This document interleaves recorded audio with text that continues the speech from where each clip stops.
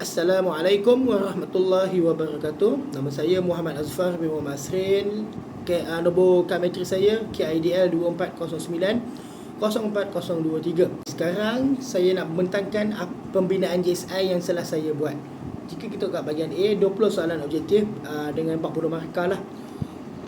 Untuk soalan pertama, Taharah, iaitu pengertian suci. Pelajar menggunakan soalan C1 yang berjumlah 2 markah.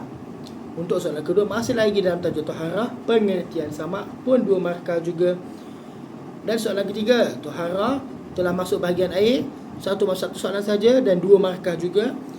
Taharah lagi, kadar 2 kolah dengan masuk C3, iaitu 2 markah juga. Soalan kelima, kita patah balik ke C1, iaitu rukun wuduk, 2 markah juga.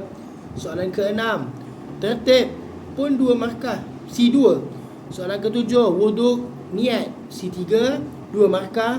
Soalan ke-8, istinja, pengertian istinja, C1, 2 markah. Soalan ke-9, masih lagi dalam tajuk istinja, hukum istinja, masih lagi dalam C1, 2 markah juga. Soalan ke-10, masih lagi istinja, tetapi ini dah masuk C2, iaitu alat-alat istinja, 2 markah juga. Soalan ke-11, mandi, iaitu perkara yang mewajibkan mandi wajib, C1, 2 markah. Soalan ke-12, mandi, rukun mandi wajib, C3, 2 markah. Soalan 13, menyapu khuf, pengertian khuf, soalan C1, 2 markah. Nombor 14, menyapu khuf, syarat sapu khuf, 2 markah juga. Nombor 15, menyapu khuf, tempoh menyapu khuf, dalam tajuk C2 juga 2 markah. 16, perkara yang membatalkan sapuan khuf, C3, 2 markah. 17, cara menyapu khuf, C1, 2 markah. 18, tayamum, syarat harus tayamum, C1 juga 2 markah. 19, tayamum, rukun tayamum, C2, 2 markah. 20, tayamum, rukun tayamum, C3, 2 markah. Okey, jadi jumlah untuk bahagian A tadi 40 markah lah. Senang. Okey, bahagian B pula, soalan subjektif ataupun esei ada 60 markah. Pertama, tajuk Taharah, iaitu bahagian air, satu soalan 6 markah, C2. Soalan kedua, perkara yang membatalkan wuduk, C3, 6 markah. Soalan ketiga, mandi, rukun mandi wajib, C3 lagi, 6 markah. Soalan keempat, istinja, alat istinja, C2, 6 markah. Soalan kelima, tayamum, syarat harus tayamum, C3, 6 markah juga. Soalan keenam, menyapu khuf, tempoh menyapu khuf, C4, 10 markah. Soalan ketujuh, taharah, kadar 2 kolah, C4 lagi, 10 markah. Soalan ke-8, mandi, rukun mandi wajib, C4 juga 10 markah. Jadi jumlah keseluruhan bahagian A dan bahagian B untuk C1 ada 20 markah, C2 22, C3 28, C4 30, yang berjumlah semua sekali 100%. Itu sahaja daripada saya untuk bahagian JSI. Assalamualaikum warahmatullahi wabarakatuh. Nama saya Nuraina Syafina binti Muhammad Isop. Nombor metrik KIDL 240904-030. Saya akan menyambung pembentangan untuk bahagian saya berdasarkan jadual spesifikasi item. Untuk soalan yang saya bina, soalan objektif 8 hingga 14 merangkumi arah C1 hingga C3, di mana soalan 8, 9, 11, 13 dan 14 berada pada arah C1 kerana cuma melibatkan ingatan fakta, contohnya pengertian, hukum dan syarat. Soalan 10 pula berada pada arah C2 kerana memerlukan kefahaman tentang ciri alat istinja, manakala soalan 12 berada pada arah C3 kerana melibatkan aplikasi pengetahuan dalam situasi yang diberikan. Untuk soalan subjektif pula, soalan 4 berada pada arah C2 kerana murid perlu huraikan alat istinja. Soalan 5 ialah pada arah C3 kerana melibatkan penerangan keadaan tayamum berdasarkan situasi.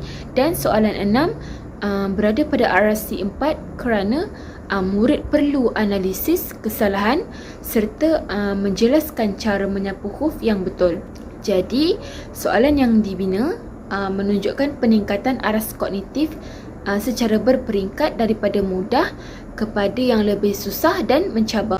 Assalamualaikum warahmatullahi wabarakatuh. Saya Siti Nur Hidayah Muhammad Alim ingin membentangkan jadual spesifikasi item JSI bagi subjek ibadat tahun 4. Okey, kami buat 20 soalan objektif dan 8 soalan subjektif. 20 soalan objektif itu terbahagi kepada 3, iaitu C1, C2 dan C3. Kami pilih untuk buat 10 soalan C1, iaitu aras pengetahuan, 5 soalan C2 iaitu kefahaman, dan 5 soalan C3 iaitu aplikasi. Semua soalan markahnya ialah 2 markah dan markah penuhnya keseluruhan ialah 40 markah. Seterusnya, untuk soalan subjektif pula kami buat 8 soalan, iaitu kami ada buat 2 soalan C2, 3 soalan daripada C3 dan 3 soalan daripada C4. Untuk C2 dan C3, markah penuh ialah 6 markah untuk setiap soalan, dan untuk C4 10 markah bagi setiap soalan. Kesemua markah ialah 60 markah. Okey, untuk jumlah keseluruhan daripada objektif dan subjektif, C1 iaitu pengetahuan, jumlah keseluruhan ialah 20 markah keseluruhan, C2 ialah 22, C3 28 markah, C4 30 markah. Markah keseluruhan ialah 100%. Sekian, terima kasih. Jadi pada hari ini saya akan bercerita, saya akan menerangkan tentang soalan pentaksiran yang kumpulan kami buat. Jadi bahagian saya adalah soalan 1 hingga soalan 7, dan seterusnya saya akan bagi tahu pada kumpulan lain lah. Okey. Jadi untuk soalan pertama saya, iaitu C1. Dikatakan kat situ, apakah pengertian bersuci dari segi bahasa? Jadi jawapannya kat situ C, iaitu bersih dan bebas daripada segala kekotoran. Kenapa soalan pertama ini C1? Kerana C1 merupakan pelajar hanya perlu menghafal apa yang terdapat dalam kitab tadilah. Jadi dalam soalan ni pun direct sahaja. Dia tanya apakah erti bersuci? Jawapan dia bersih dan bebas daripada segala kotoran. Okey. Nombor 2 pun C1 juga. Apakah pengertian samak? Jawapan dia B, iaitu menyucikan kulit bangkai. Sama juga, iaitu pelajar hanya perlu menghafal jawapan tadi tu dalam buku tadi tu. Sama je, direct saja soalan dia. Kita masuk soalan ketiga yang merupakan C2, iaitu antara berikut yang manakah situasi air mutan najis? Jawapan dia juga adalah C, iaitu air yang telah bercampur najis sehingga berubah bau, warna dan rasa. Kenapa C2? Iaitu pelajar perlu memahami kehendak soalan. Pelajar perlu memahami situasi air mutan najis tadi itu. Apa yang berlaku menyebabkan air itu menjadi air mutan najis, iaitu telah tercampur dengan najis sehingga berubah bau, warna dan juga rasa. Kita soalan keempat yang merupakan C3 pula. Di masjid, kolah air sebesar 2 kolah telah dimasuki bangkai tikus sehingga berubah baunya walaupun tidak mengubah warna dan rasanya.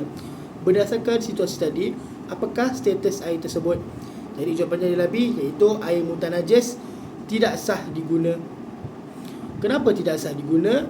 Sebab pelajar, kenapa dia C3? Sebab pertama, C3 adalah aplikasi. Dalam soalan tadi, pelajar perlu mengaplikasikan situasi air mutan najis dalam soalan tadi tu. Macam itu. Okey, kita masuk soalan kelima pula. Kita berbalik pada C1 semula. Berapakah rukun wuduk yang wajib dilakukan oleh orang Muslim? Jawapan dia C juga, iaitu 6 rukun. Kenapa 6 rukun? Kenapa di C1 juga? Adalah sebab pelajar hanya perlu menghafal ada berapa rukun wuduk dalam soalan dalam wuduk. Okey, soalan ke-6 C2 pula, pemahaman. Siti berwuduk dengan sempurna, akan tetapi dia mendahului membasuh tangan sebelum membasuh muka. Apakah status wuduk Siti tadi? Jawapan dia D, tidak sah kerana rukun tertib ditinggalkan. Kenapa soalan 6 ada C2? Sebab pelajar perlu memahami apa yang berlaku terhadap wuduk Siti setelah dia telah tertinggalkan tertib tadi tu. Okay. Kita masuk soalan ke-7, iaitu C3. Bilakah waktu yang tepat untuk Muslim menghadirkan niat di dalam hati supaya wuduknya sah? Jawapan dia B, semasa menyentuh bahagian muka. Kenapa soalan 7 ini C3? Sebab C3 adalah aplikasi. Jadi soalan tadi dia kata waktu yang tepat untuk Muslim mendatangkan niat di dalam hati supaya wuduknya sah. Jadi pelajar perlu mengaplikasikan dalam satu situasi di mana apabila air wuduk sampai ke bahagian muka, barulah niat tadi dibaca. Okey, sekarang kita dah masuk ke bahagian B ataupun soalan esei lah. Jadi soalan saya, soalan 1, 2 dan 3 dalam bahagian esei ini juga. Soalan 1, C2 merupakan 6 markah. C2 iaitu pemahaman. Pelajar perlu memahami tajuk yang telah dibelajar. Okey, jadi soalan pertama. Nyatakan hukum wuduk dengan menggunakan bahagian air di bawah beserta sebab-sebabnya. Nombor 1, air mutlak. Nombor 2, air mustakmal. Nombor 3, air mutanajis. Cadangan jawapan untuk air mutlak. Hukumnya adalah sah kerana air ini bersifat suci dan menyucikan, boleh digunakan untuk mengangkat hadas dan mencuci najis. Nombor 2, air mustakmal. Hukumnya tidak sah kerana air ini bersifat suci tetapi tidak menyucikan. Nombor 3, air mutanajis. Hukumnya tidak sah kerana air ini bersifat tidak suci dan tidak menyucikan kerana telah dicemari dengan najis dan berubah sifatnya sama ada pada bau, warna dan juga rasa.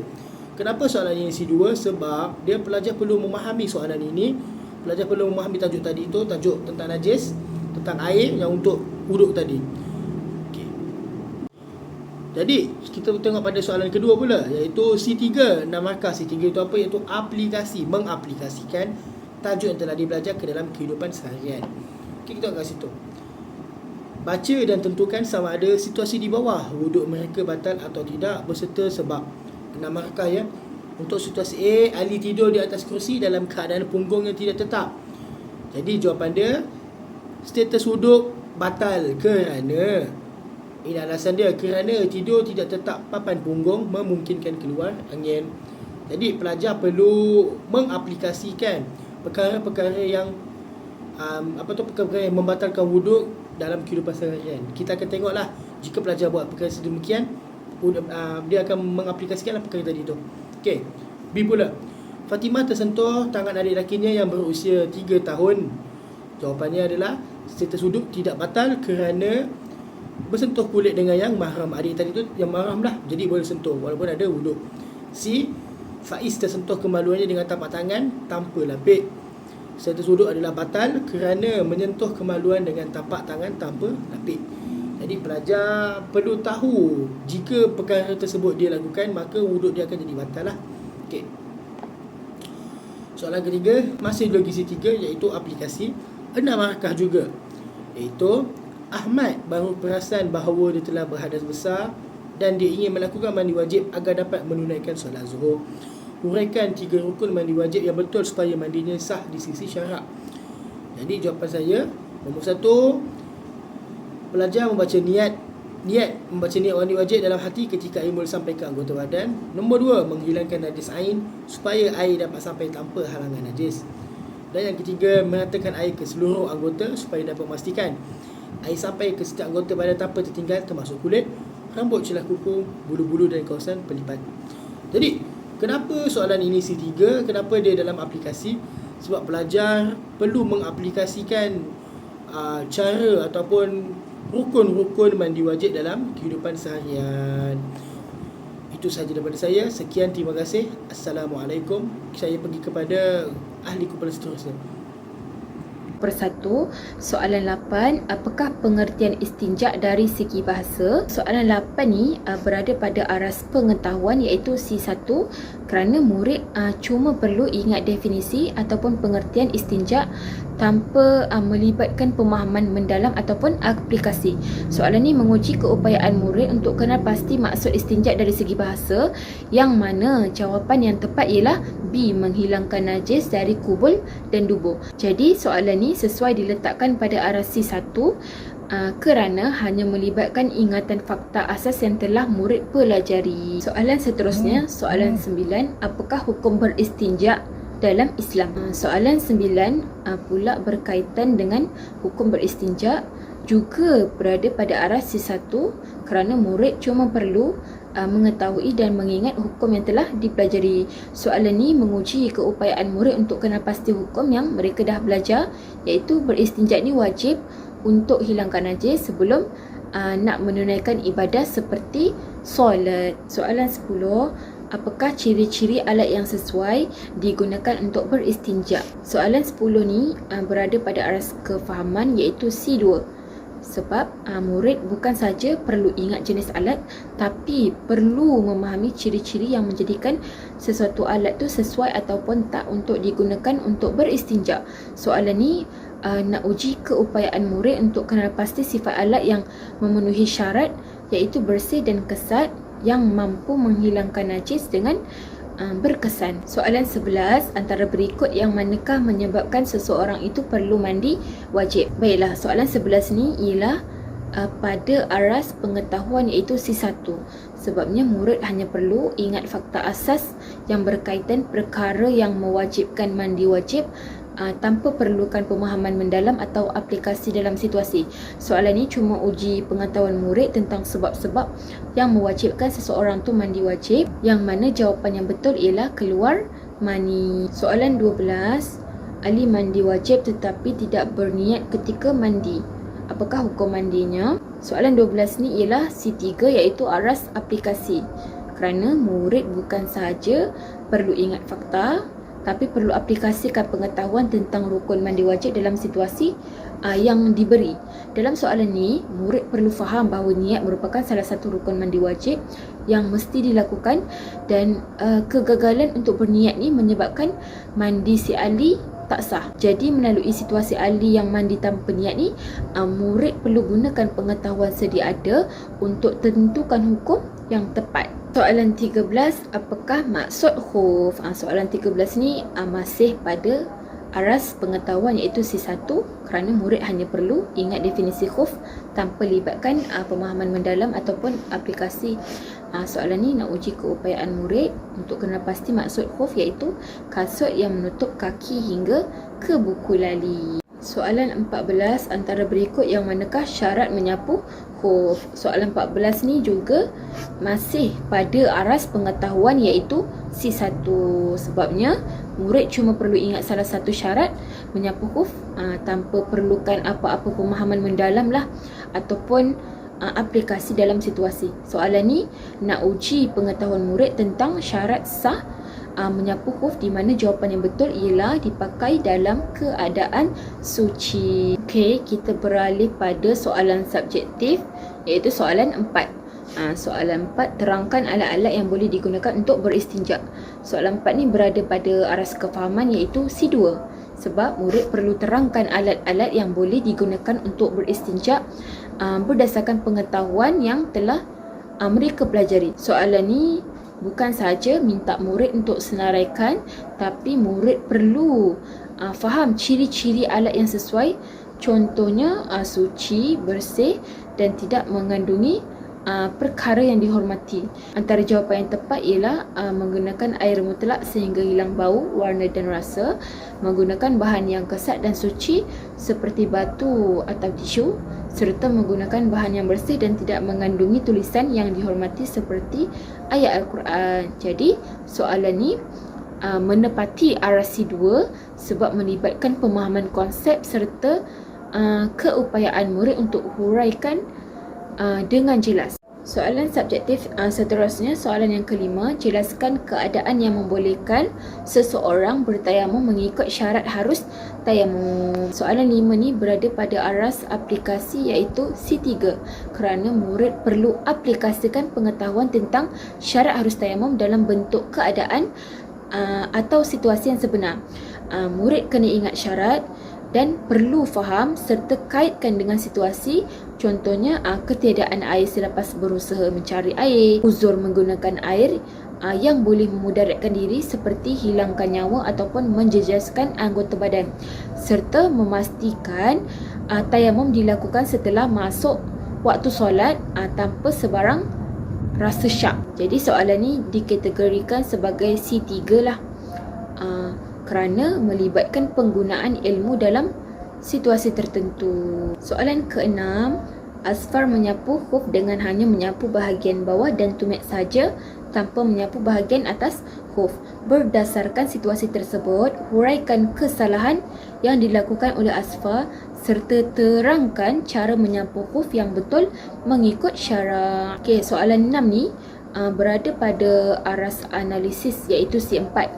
Sebab murid kena nilai situasi yang diberikan serta kenal pasti kesalahan yang dilakukan sebelum nak huraikan cara yang betul. Dalam situasi ini, Asfar melakukan kesalahan dengan menyapu huruf pada bahagian bawah dan tumit saja, serta tidak menyapu bahagian atas huruf yang merupakan bahagian wajib, menyebabkan perbuatan Asfar ni tidak sah. Murid perlu analisis kesalahan tersebut dan bezakan antara cara yang salah dan cara yang betul berdasarkan hukum syarak. Cara yang betul ialah menyapu pada bahagian atas huruf walaupun sedikit menggunakan tangan yang basah, dan tidak sah jika menyapu pada bahagian bawah, tepi atau dalam huruf. Selain itu, murid juga perlu faham bahawa terdapat amalan sunat seperti menyapu secara digurus menggunakan jari dengan cara yang lebih sempurna. Jadi soalan ni menepati aras C4 kerana melibatkan kemahiran berfikir aras tinggi, iaitu menganalisis, membandingkan dan menghuraikan dengan jelas berdasarkan situasi yang diberikan. Itu sahaja daripada saya. Terima kasih. Assalamualaikum warahmatullahi wabarakatuh. Saya Siti Nur Hidayah Muhammad Alim ingin membentangkan soalan subjektif dan objektif yang telah saya buat. Okey, saya buat soalan 15 sampai 20. Okey, soalan 15 adalah C2. Contoh soalannya ialah berapakah tempoh masa menyapu huruf bagi orang yang musafir kerana maksiat? A. Tiada tempoh masa, B. 3 hari 3 malam, C. Sebulan, D. 1 hari 1 malam. Okey, jawapannya adalah B, 3 hari 3 malam. C2 ni pula ialah aras kefahaman, iaitu kita menguji menguji murid sama ada dia faham ke tidak tajuk yang kita ajar tu. Okey, seterusnya pula ialah soalan nombor 16, iaitu apakah perkara yang membatalkan sapu huruf? A. Membuka sebelah huruf, B. Huruf masih dalam keadaan baik, C. Huruf terkena kotoran, D. Tempoh masa menyapu huruf tinggal 1 hari. Jawapan dia adalah A, iaitu membuka sebelah huruf.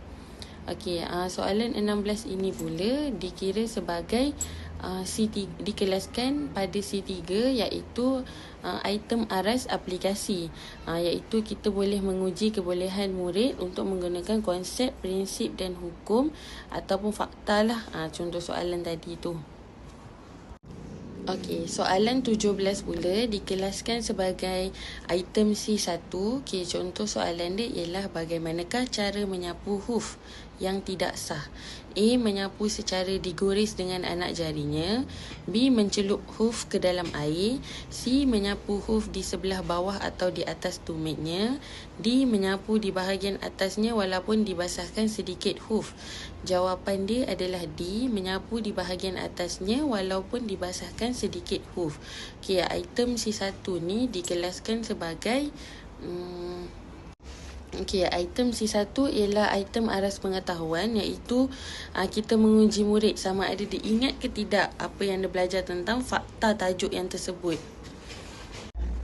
Okey, baik, soalan seterusnya ialah soalan 18, sama juga item daripada item diklasifikasikan C1, iaitu kefahaman terhadap tajuk.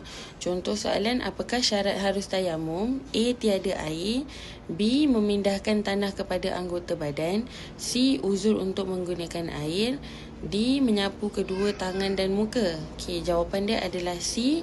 Uzur untuk menggunakan air. Soalan seterusnya ialah soalan 19.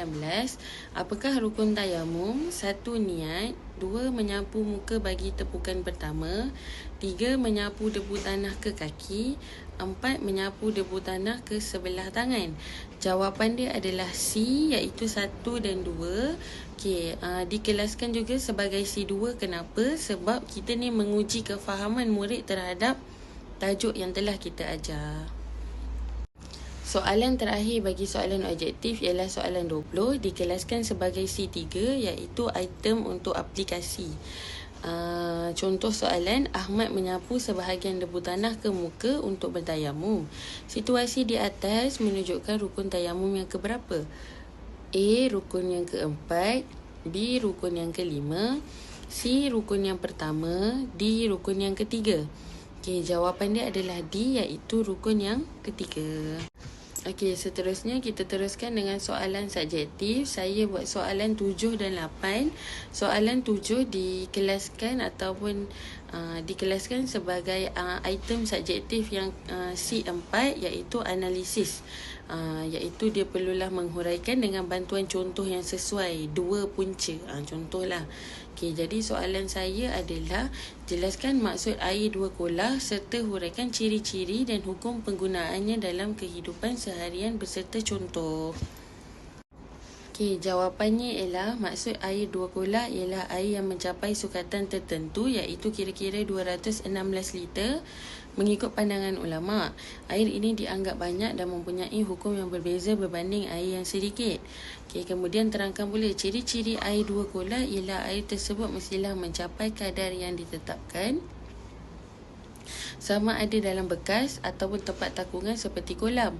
Selain itu, air dua kolah tidak mudah menjadi najis apabila terkena najis selagi tidak berubah warna, bau ataupun rasa. Ini kerana kuantitinya yang banyak mampu mengekalkan kesucian air. Hukum penggunaan air dua kolah ialah air tersebut kekal suci dan boleh digunakan untuk bersuci seperti wuduk dan mandi wajib walaupun dimasuki najis. Selagi tidak berubah sifatnya, namun jika berlaku perubahan pada salah satu sifat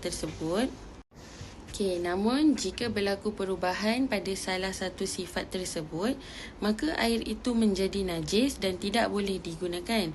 Contohnya, air dalam kolam besar yang dimasuki kotoran kecil tetapi tidak berubah warna, bau dan rasa dan masih boleh digunakan untuk mandi wajib.